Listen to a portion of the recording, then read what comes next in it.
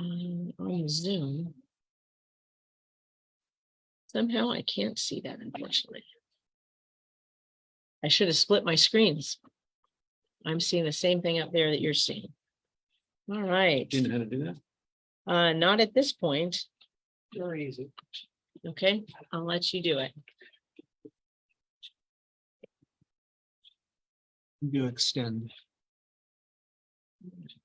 Now you can have it on different screens. Yeah, except why is that showing something totally different there? Okay, let's see. Is that Facebook? No, that's nothing. So I need to Oh. put the Zoom up there. There you go. Where's my Zoom? Uh-oh. Oh, I've got my Zoom now. And let's make sure we are recording. It says we are. Okay. Good morning, folks. Well, that is odd. Then how do I share that screen?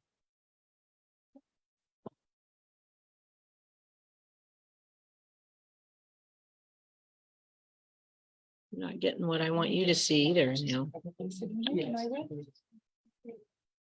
There you I go. do that. Yeah. Okay, except then I can't see what we're doing.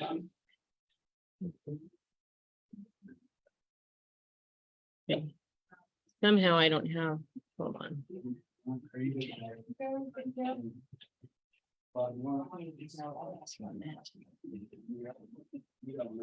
I'm gonna have to have both over here then. How do I do that? Okay.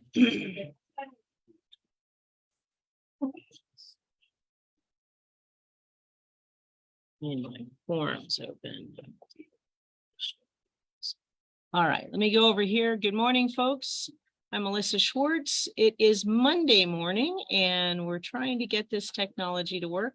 So folks both here and online can see the shared screen. Do I have to open that one up over there? Yeah, I'm not sure what that's all about. Okay, let me go back to this and see. Because you want to go back to try to share the screen. Mm-hmm. So in the Facebook group, I do see, The screen is showing up correctly. You guys just aren't seeing it on this one. Mm-hmm. Yeah, I'll just go. Do stop share.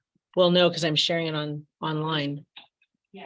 I'll just open it up over there. It's fine. So people on the Facebook are seeing the shared screen. no, not anymore. Oh, weird. Those others use this screen. Oh, they're seeing this screen. Okay, well. No, that's a bummer. Then I have to go back to, can we duplicate it? Just do our text, right? Yep, just duplicate it. Just duplicate your screen. Yep. instead of having to go across two screens. Yep. All right, so are they good on there? Now it's not sharing the screen then. Let me get to, Duplicating the wrong one. there we There go. we go. Okay, can you see it on screen? Okay.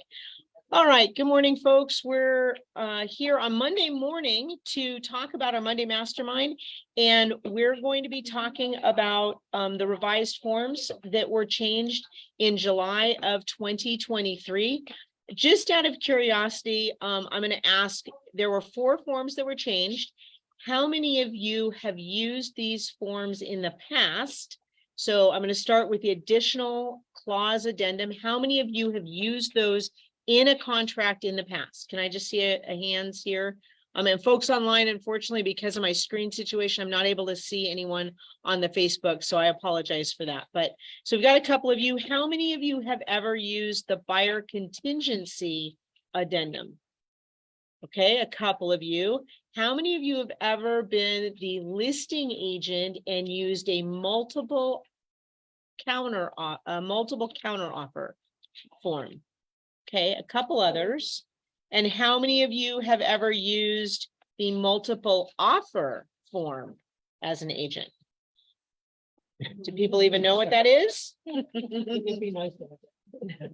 All right, so we're gonna go over these. I'm gonna go over the changes to them. Basically, all of these forms were changed to clarify things to help you do your job, okay? So none of them, these are not major overhauls. They're just some simple changes that were made to help make it easier for you as a realtor and for your clients to understand the intent, okay? So the first one up is the additional clause addendum. What happened with the additional clause addendum, for those that are not aware, they added a section about wholesale buyers and sellers because in September of 2022, a new law became effective, which requires wholesalers to disclose their wholesale status in writing prior to entering into a binding residential real property contract. That is ARS 44-5101. That was the Arizona revised statute from September of last year. So kind of interesting, it took them from September of 22 to July of 23 before they gave us language to make sure we're putting that in our contracts. Now, prior to that, were we supposed to be putting something in our contracts? Yes, we were. Did we know that? Probably not. So this is to help you if you are in a situation where you represent a wholesaler. Now, if you represent the other party and you think the other party is a wholesaler and you don't get that in your paperwork, what are you supposed to do? What? Turn him in, turn him in. Who are you gonna turn him into?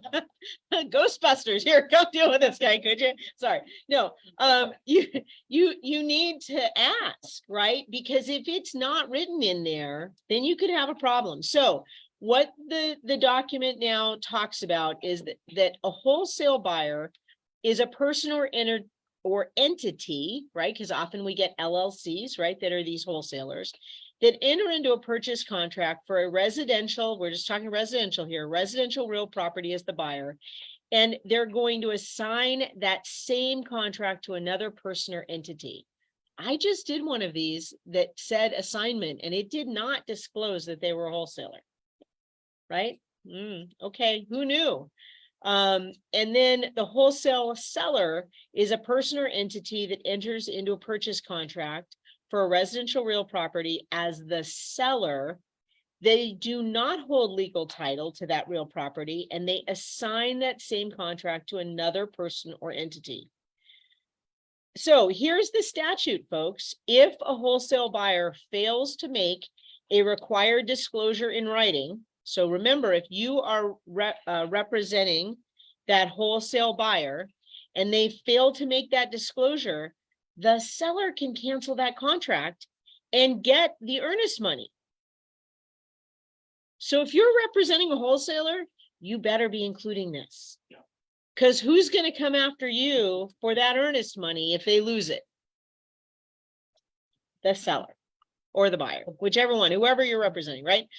So if it is a wholesale seller and they fail to make that, then the buyer can cancel and they're refunded all of their earnest money without penalty, okay?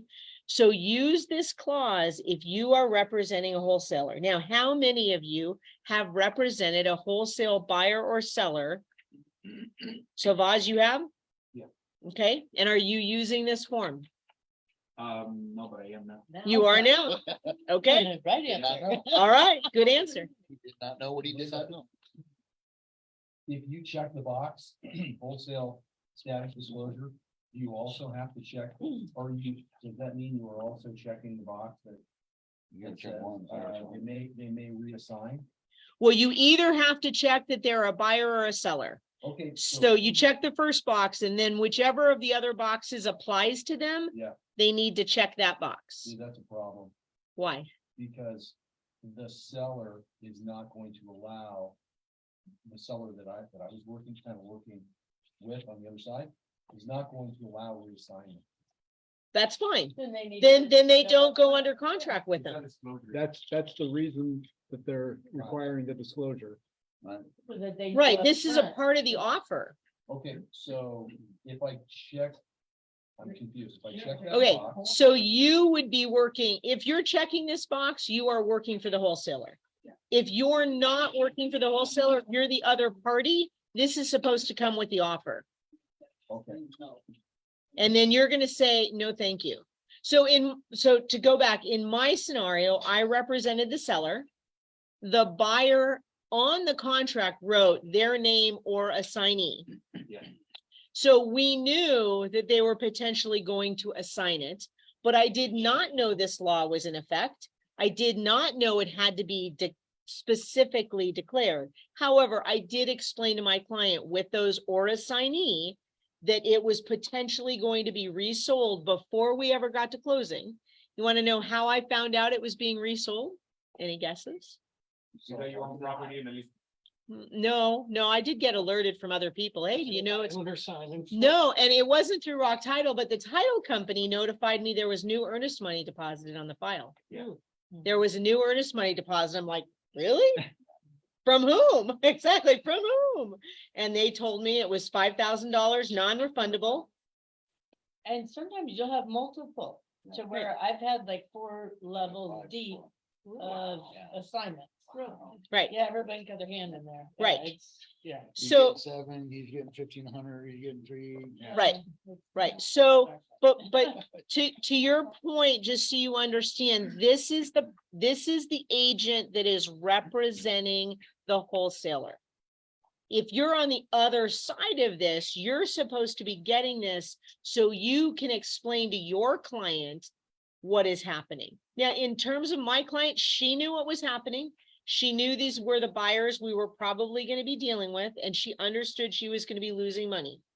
So, I had disclosed all of that to her, but this is supposed to be there to make sure that all parties understand that, right? Because if I hadn't been explaining that to my client and she got to the closing table and found out, oh, wait a minute, buyer A didn't actually buy it, buyer B bought it, and buyer A got 10 grand off of me, right? Then that's where the problem implodes. Okay. So this is a disclosure to make sure that everybody understands this. And if you're representing a wholesaler and not doing this, by the way, at that closing table, the seller can go, oh, no way, because this didn't paragraph is here. No, I'm canceling. You're not getting my money. But how many of you know that the seller usually at that point wants that deal to close? They're expecting that money. They want to move on. They were only expecting this amount. The fact that somebody else got this amount, at that point, they're like, give me my money. I'm out of here. And this is on a certain kind of properties, right? Did you see this on properties that have over $100,000 of equity? Regular properties is not very common because investors are looking for deals. Investors are looking for the spread, and it's not very common, but and usually because I do a lot of investment properties. We do put on the purchase. You have a ton of like 90% of people that don't know what they're doing out there. And that's what becomes a problem. They're using some kind of like one-page purchase contract with title, right? And we can use if you have a wholesaler or just an investor. A lot of times you might have people that are creating portfolios, and you're literally the middle person. You can in the purchase contract, you can be very, very clear and talk to the agent. It's like, hey, listen, I got a buyer. This is what I'm doing. I'm gonna send you this contract. Is there any possibility we can make this work? And most of the buyer agents, most of the selling agents that really want to move a property that is not moving for any reason because Right. then they're willing to make sure that everything is disclosed. So, Oh, sorry. go ahead. Is this still like as hot as it was like a few months ago or like a year ago? No, but it is definitely in place, especially as the market actually is slowing down, because these people are still looking to add to their portfolios. So it all depends on the location. And as Voz said, the spread, right? So people have equity. The problem is if they can't get out of their homes because they won't make XYZ repairs, or they can't afford to make those repairs because they have equity, but they don't have cash, right? So, or in my scenario, the person didn't want to clean up the house before closing date. Basically, she was going to clean it up for closing, but she wanted to clean it up to list it. It's like, just clean it up. We can get everybody to have the opportunity to see it, then the more people can view it.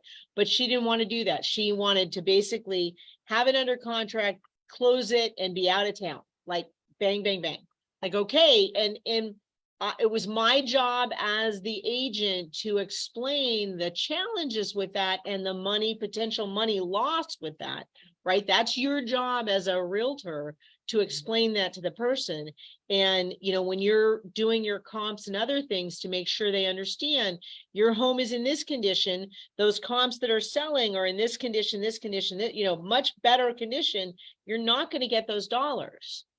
So I had one last year where the seller refused to proceed unless they renegotiated, and he ended up getting about half of the amount that little person was gonna get.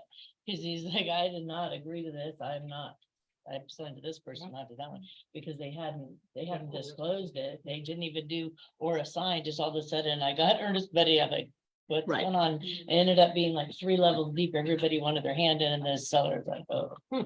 well, It's and negotiated the whole thing, yeah. and if they didn't disclose, Mhm. could that negotiation take place? Absolutely, Mhm. right? Because otherwise they hold all the cards and they can say, fine, too bad, you're done. Now, I don't know what happens in that scenario to the earnest money that's non-refundable down the row. Does buyer number 1 still get the non-refundable earnest money? I guess they do. I mean, that's, If there's a breach, I'm sure, right? Yeah, if it wasn't disclosed properly, I would think by law, I would have State to. didn't come through the breach, or is it state in the statute? I don't actually have the statute. It just says they're required the wholesale status. So we'll have to look that up, but that's not the first 2 parties. Those are the other parties that are beyond that. And they honestly, they often have non-refundable earnest money. So it all depends on how they write the non-refundable earnest money, right? Because, and this is one to remember when you guys we're on the additional clause addendum, please, please, please take a look at it, because the next section that was actually modified, which is a very minor change though, is the non-refundable earnest money section. So what they have changed to clarify on that section is that that the buyer elects to cancel pursuant to section 6 of the contract, not to the due diligence section. So section 6, and I don't actually have that in front of me, but I guess I should have been rolling this up here for people online to see these changes. So that's the wholesale status disclosure. Sorry, folks. Where's the non-refundable earnest money? First page. No, I went right past it. So this has been changed to section 6. I did not pull section 6 up, but section 6, I believe, includes the walkthrough. So be aware of that. Section 6 includes the walkthrough. So if you're using this and don't want to include that walkthrough, you need to clarify that. Or if you're on the other side of that and you're getting non-refundable earnest money, understand that that goes all the way through the walkthrough.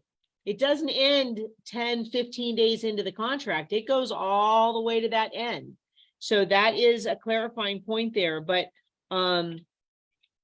please use, if you don't use this paragraph, please make sure you're including the other 2 things in here, because this is really important. It says the contract is canceled pursuant to the risk of loss provision or escrow fails to close due to seller's breach. If you don't include those 2 points, if the seller breaches, your earnest money goes to the seller.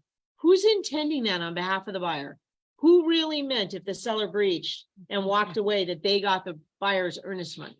Nobody's intending that. But if you just write in your contract the earnest money is non-refundable at this point, you're basically saying, you know, it floods, guess what? Seller gets your money. Sorry, oops.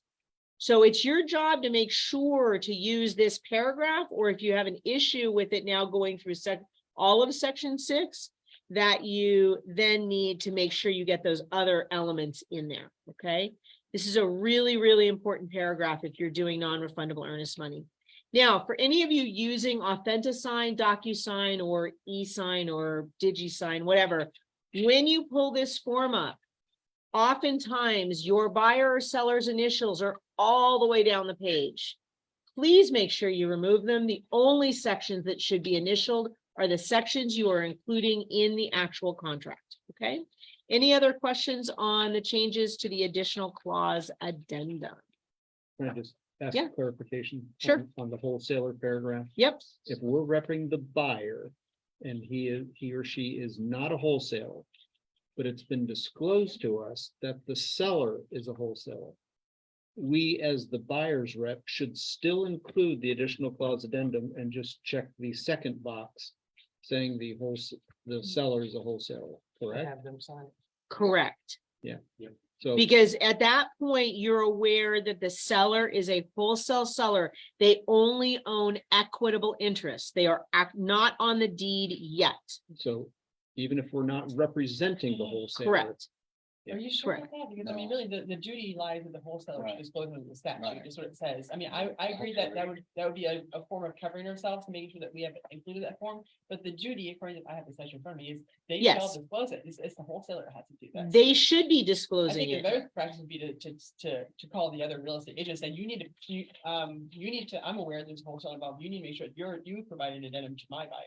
Well, and also it should be in the Should be in the contract. Shouldn't it be in the docs? Shouldn't it be in the docs online? But if they don't. No, but it should be in the contract that says that they are, there should be a contingency that they may not be able to Sure. convey Right. title Your title. because it's contingent on them closing. So there should be a contingency in there. So if you see a contingency, you should also be seeing this. And so, yes, you're I correct. You think it's more probably about should. Demanding the other side to comply with the statute. Right. I mean, if you can, to the extent you can, I agree that you can't. And that I may be think something that's you the want to do. question, though, is you shouldn't be using it if it's your client, that's a wholesaler, not the other party's client. That's right. Well, then. Why would- I don't That's what agree I with think, that. well, no, but I think that's what your question, that's what your question is, Request it. if I'm a listing agent, you're the buying agent, and I know Mike's a wholesaler, and I don't disclose this. Should you add it, is that what your Right, question, yeah, right. that's what's question, I don't think so, I think that response. is- No, I- you- I- because, you should. well, but here's the thing is if they don't disclose it, then your client has the right to cancel. Right? So, It's like an ace up your sleeve. so you're keeping your right to cancel on behalf of your client if they don't disclose that. But somewhere in that contract, it should be saying it's contingent on the conveyance of title, because they don't have title yet. So- I find it very hard that you will buy from an assignment, because. if the- Usually it's Yeah, cash. the wholesaler is gonna buy from the MLS, from the original seller. And then from there, it just goes into a chain of Right. either. the That's buyer- that he's already got, yeah. Because usually realtors are not involved at that point. In fact, it's almost always non-licensed agents at that point. Outright. Mhm.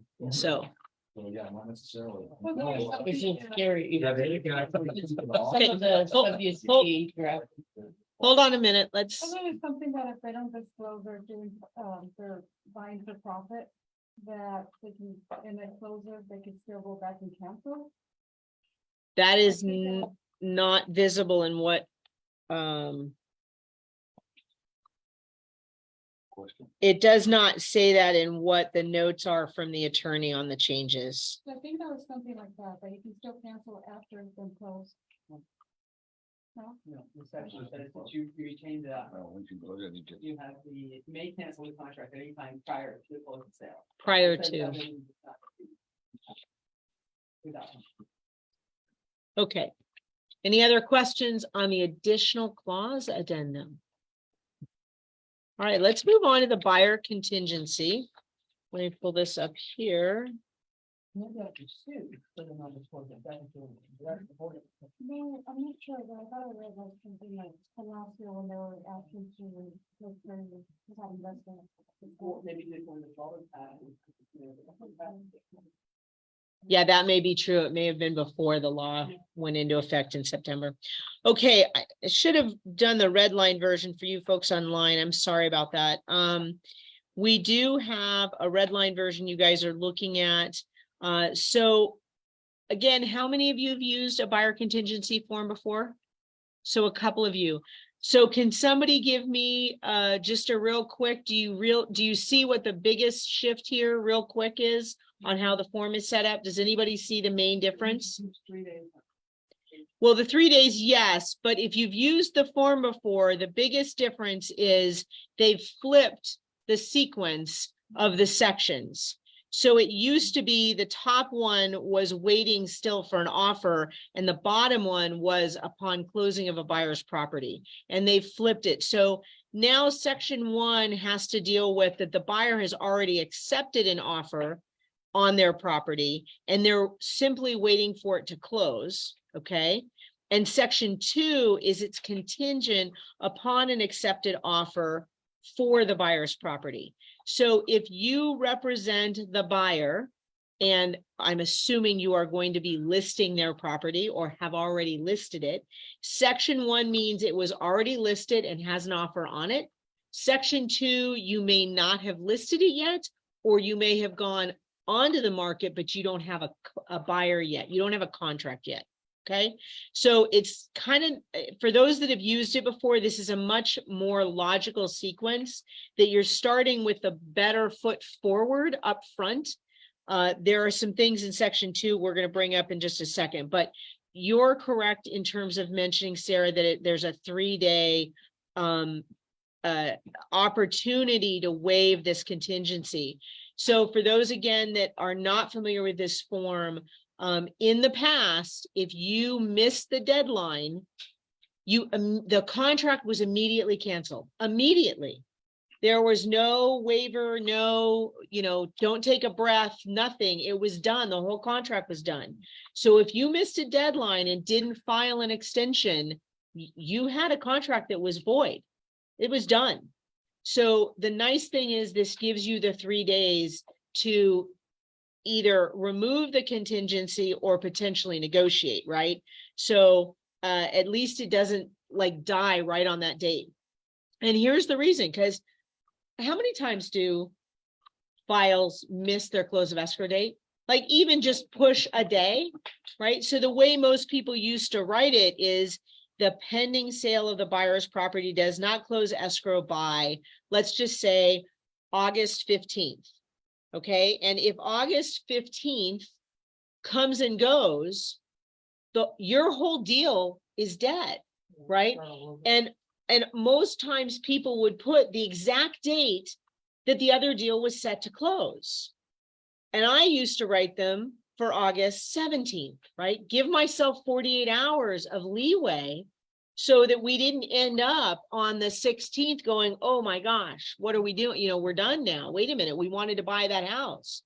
So this now gives you 3 days to remove that. I still would probably encourage you not to put the exact date. I would give yourself 24-hour or 48-hour leeway in there and explain. I mean, you're sending all your contract docs over and they're going to see close of escrow date.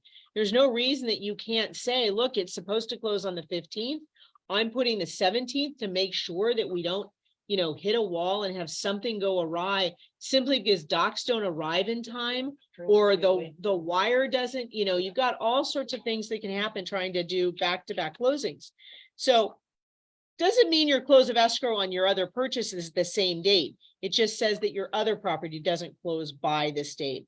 Now, I just saw a file come through that I'm not even quite sure what the agents were doing, but they basically put it through, and it was a buyer contingency, but they said there was no contingency, but it was contingent on a home closing, and they didn't use the buyer contingency.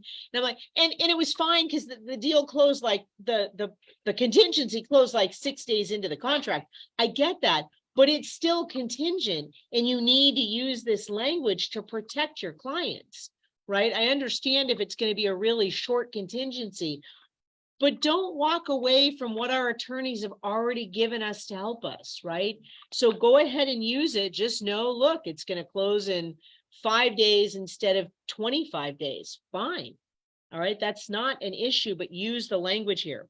So in section 1, it says that now the new language is under the buyer contingency, if the pending sale of buyer's property does not close by whatever date, this new language says buyer has 3 days to waive this contingency by written notice to seller in the manner required by the contingency waiver provision.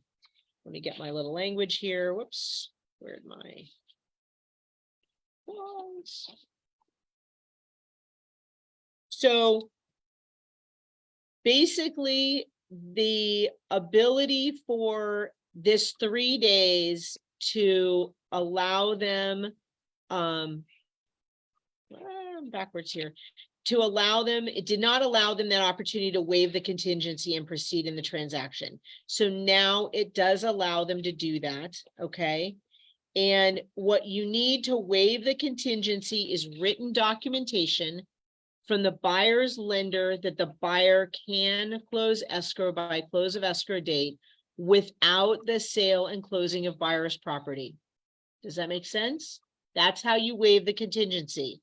Or in the event of an all cash sale, evidence that the buyer's financial ability to close by the close of escrow date without the sale and closing of the buyer's property. Now, it may also be that it already happened, right? And then you basically get the contingency goes away, right? In the case of these people that the agent that had a deal closing in 6 or 7 days closed early, you can remove the contingency. So you just need notice whether or not it's cash in the bank or a settlement statement, right? By the way, if you're ever doing a contingency, you will need the settlement statement of that previous sale or that contingent sale. And if it closes early, get the settlement statement, send it on, say we're removing the contingency. The money has been, has been received, the deal, the property closed. The money is either sitting at title or going to the other title or went to their bank. Now, real quick thing, folks, if you are doing back-to-back closings, if you're doing either simultaneous or back-to-back closings, talk to your title companies, talk to your title reps.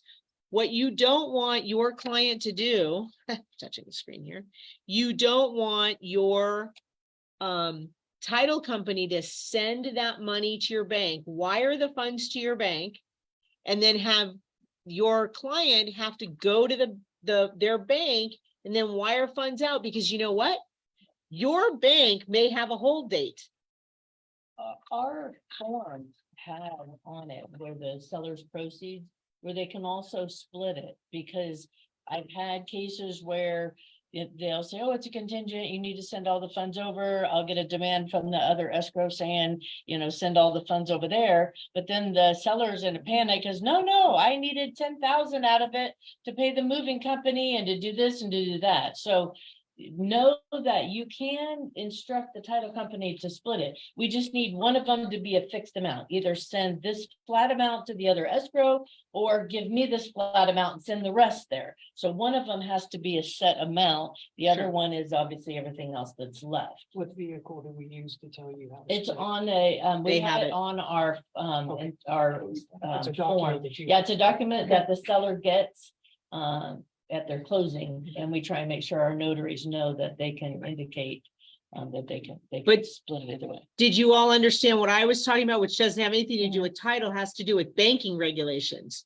So I've had, this was years ago, but I had some buyer that had a podunk bank in, Texas.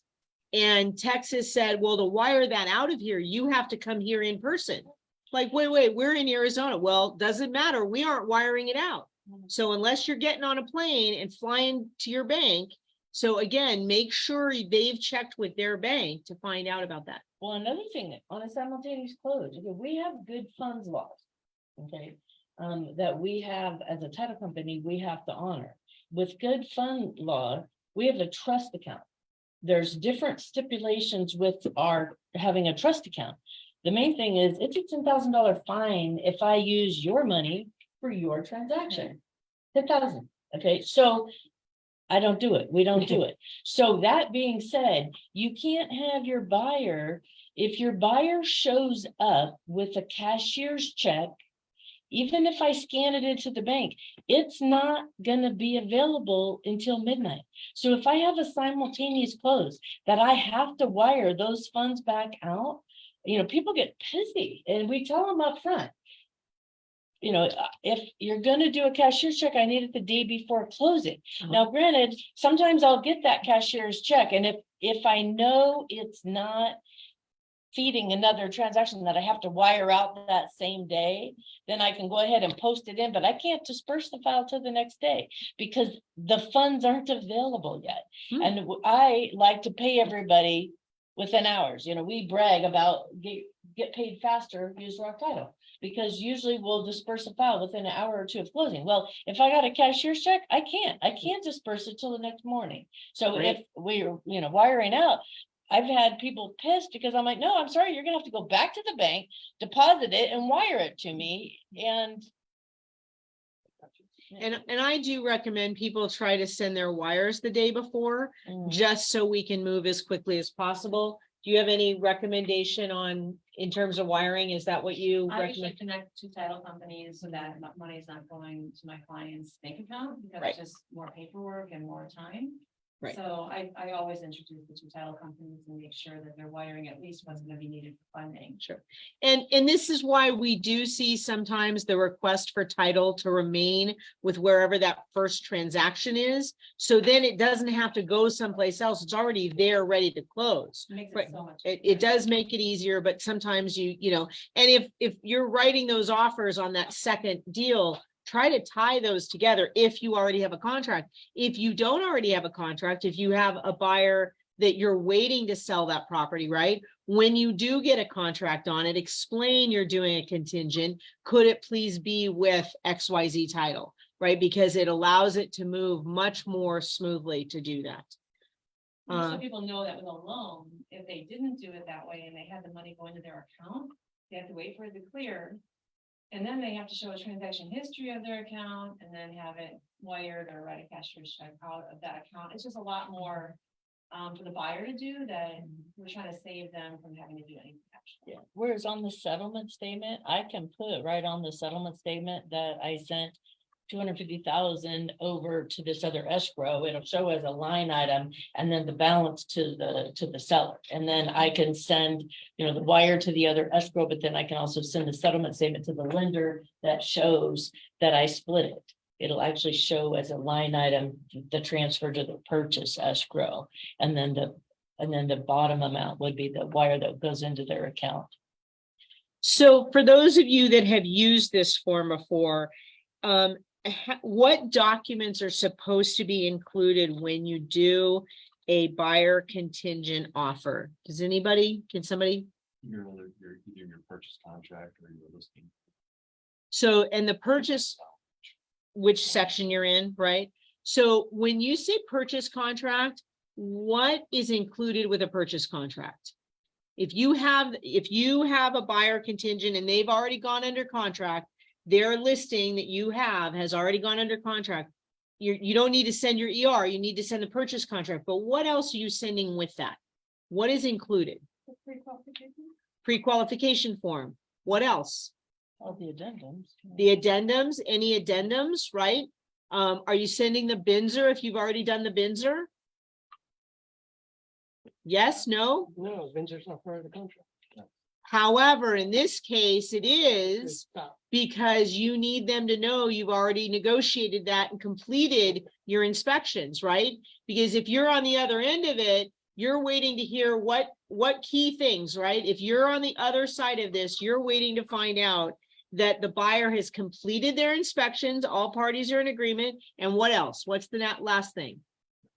Appraisal, that it has appraised for the purchase price and the deal is going forward. So if you're that agent looking for that information, you want to see those things, okay? And usually when I get a pre-settlement statement, if I've gotten the preliminary settlement statement, so I know what the dollars are, I will send that over showing evidence, right, that the seller or buyer, right, who's selling this property is going to be getting XYZ dollars, right? Because that's really your pre-qual. If you're using the cash from that to purchase the other one, they want to see that you're getting $200,000 out of there. If they're only seeing you're getting 50 grand, wait a minute, where's the rest coming from? Because we need to know where that money's coming from, right? So those settlement statements are very, very important. And as you get to the end, again, if you're removing the contingency, the way you remove that contingency is that settlement statement that you've gotten that money already, it's done, you're good to go. All right. The other things in here, it says down on the bottom line 30 actually had the word "and" put in there. If buyer accepts an offer on buyer's property and fails to deliver the accepted offer documents to seller within the time frame set forth above, seller may issue a cure notice.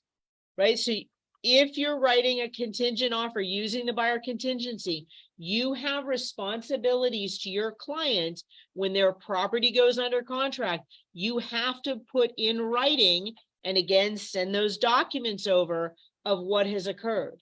So if you're using section 2 and you get an accepted offer, you must deliver those within 3 days. Within 3 days of receipt of the accepted offer documents, you have to move that stuff over. It says they can cancel the contract and the earnest money is released to the buyer, but otherwise you've got to send that on. Okay.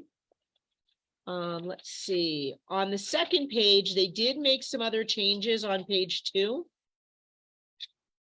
So it says that here the seller's acceptance of a backup contract, and what they've done is given the buyer 3 days to waive this buyer contingency by written notice. Notice that very clear term, written notice, right? With this, you've got to be communicating to the other party in writing, right? So you can waive this again, or this contract shall be deemed canceled and earnest money shall be released to the buyer, okay?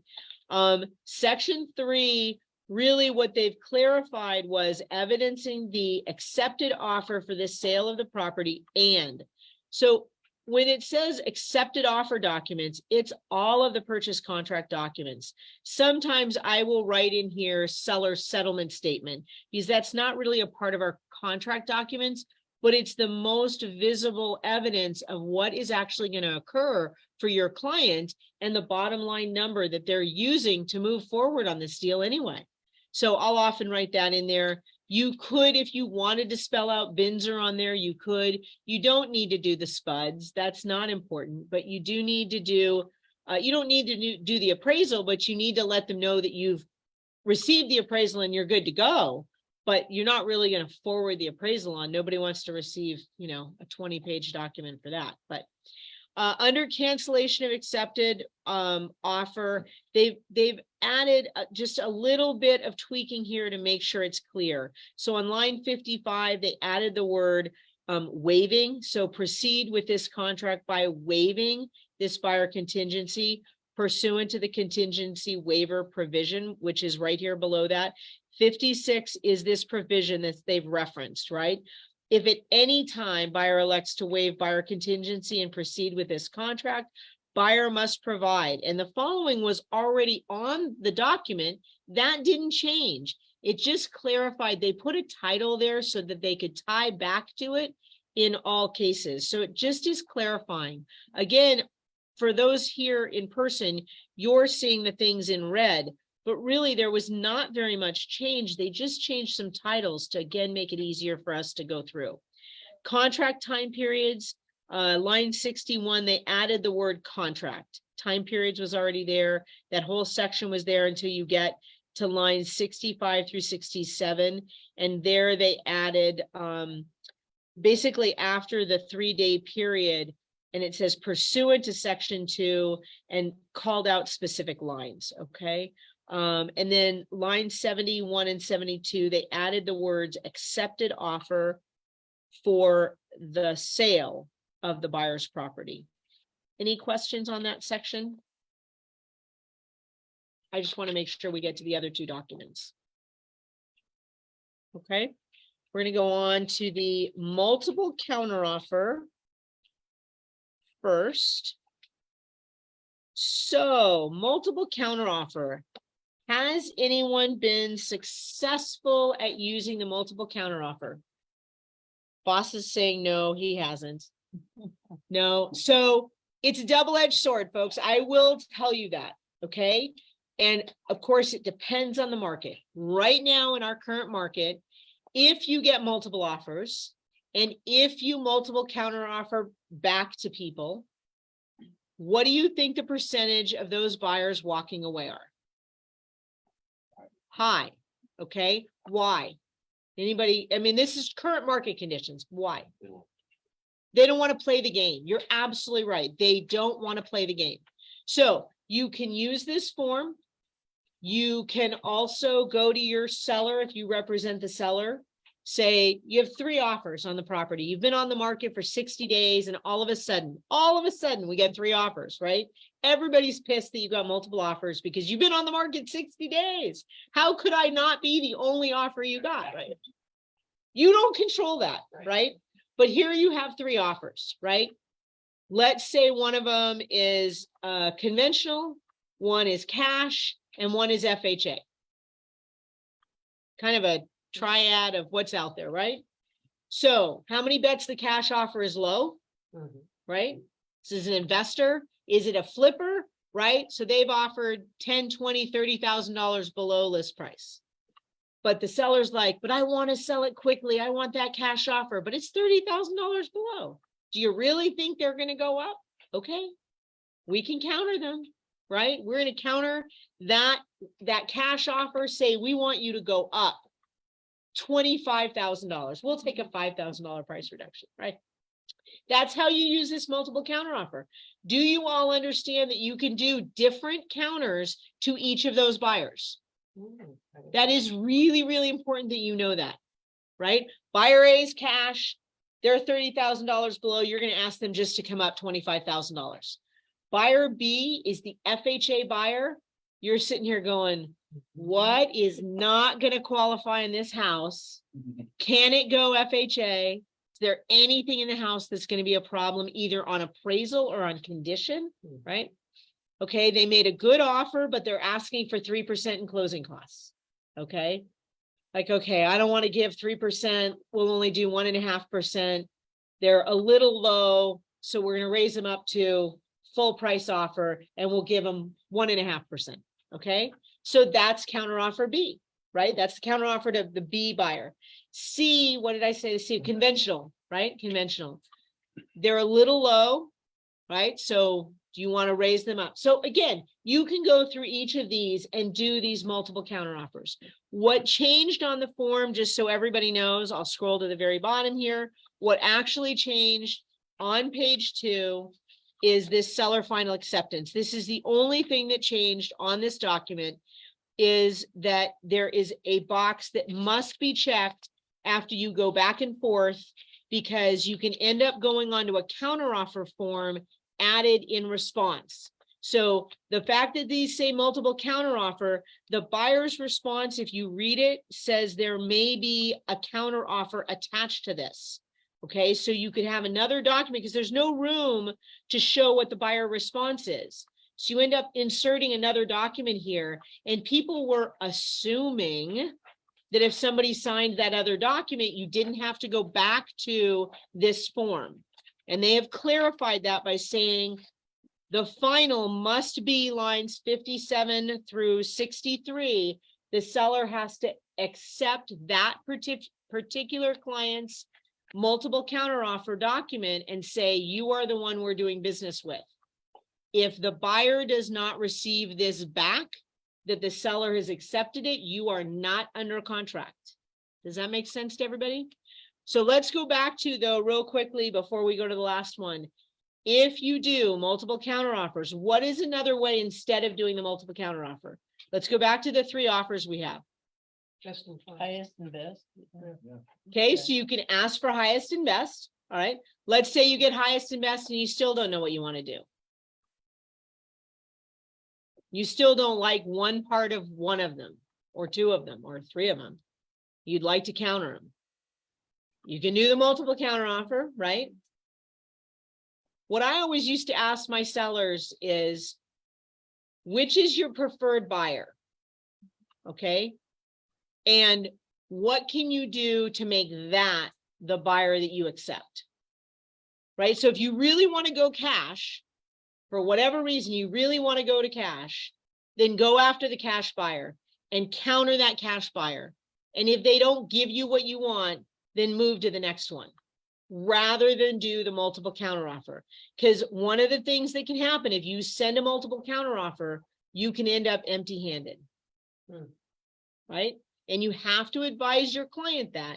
They say, nope, that's fine. I still want to go out after all of them. The other way, of course, yes, highest and best. The minute I was getting multiple offers, I was telling people, send me your client's best offer. Does that mean they're sending highest and best? Well, I thought you were going to work with me.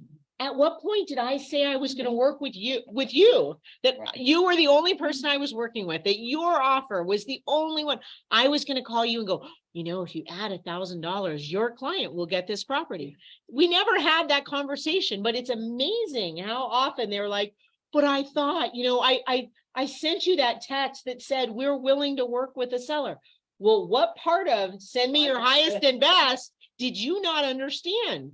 Obviously, that wasn't your highest and best. I'm sorry. I had a contract that I got last year, and the sellers, the property needed a lot of work. It was two young guys that inherited the property, and neither one of them had money to do anything with it. And it was free and clear. They just didn't have money to fix it up. And the buyer was doing 100% VA financing. They really wanted the property, but they had a lot of money. And so they actually wrote in the additional terms because they knew that normally 100% VA, where you've got people that don't, you know, because they had put in the listing that they weren't going to be doing any repairs. And so I didn't realize that VA allows that the buyer could pay for all these mandatory repairs that were required. So what's the risk there? Yeah, no, the buyer, if the buyer for some reason didn't close and the work was done, but the buyer had a bunch of money, they sent in the proof of money and everything else. It was weird because normally that scenario that they would not have picked that contract. So then when I got that contract, I'm like, because we'd already had like 2 cancellations where they did inspections and cancel. I'm like, why would you take 100% VA? But it is that's very risky for the VA buyer, because if for some reason the deal doesn't go through, they have nicely updated that home for the seller. Very nicely. And Well, they get actually, the lender let them do holdbacks. I had like it was like $85,000 worth of stuff that I Closed without having to fix it. it had where they had all the bids and the quote. Yeah, it was roof. It was stuff that I would have thought would have made them close. Yeah, it was incompleted work. But they had been allowed with weather related. Yeah, which is, I thought was so weird, but yeah. well, that is interesting. So the other Held the money. the other document we have, did I do the wrong one? Multiple counter, multiple offer. Oh, yes, hold on, that's right.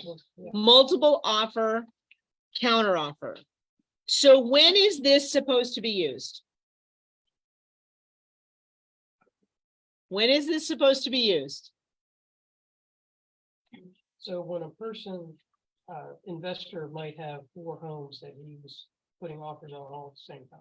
Correct. But the investor may be able to buy 4 homes. Right. Okay, But But- this gives him an out, just in case he doesn't want to buy all of it. correct. Just the Joneses, like you got 3 houses they like and they're gonna make an offer, all 3 of the top. So that's right. Hands out. So the Joneses want to write offers on 3 different ones because it's a Friday. By the end of the night. They want to move in a month and they want to get their offers out there. Can you write multiple purchase contracts for your client and submit them without submitting this multiple offer / counter offer form? Only if they can afford to buy all of them. Only if they can afford to buy 3 homes. Right, and why is that? Can anybody tell me why that is? They can go under contract. They can go under contract because if the seller accepts their offer on more than one of those, they are now legally under contract on multiple properties, okay? That's why this form exists. How often is this form actually used? Not very often. Why? Because it decreases the chances of the seller accepting the offer. That is correct, right? Because the seller's like, what, you can't say you actually want my property? You don't want my property and I'm the only property you want? Well, fine, if that's your case, see you later. Question. So if the buyer, I mean, I own investment properties and I usually buy them 2 at a time. So, but I've never done one of these. So if I can qualify for 2, then I don't have. to If do you this. can If I don't- qualify If I for, don't want an out, then my agent wouldn't need it because Correct. I've never seen one. if you are, and again, that's why when somebody said investors would do this, right? The investors that do it, they don't need to use this form.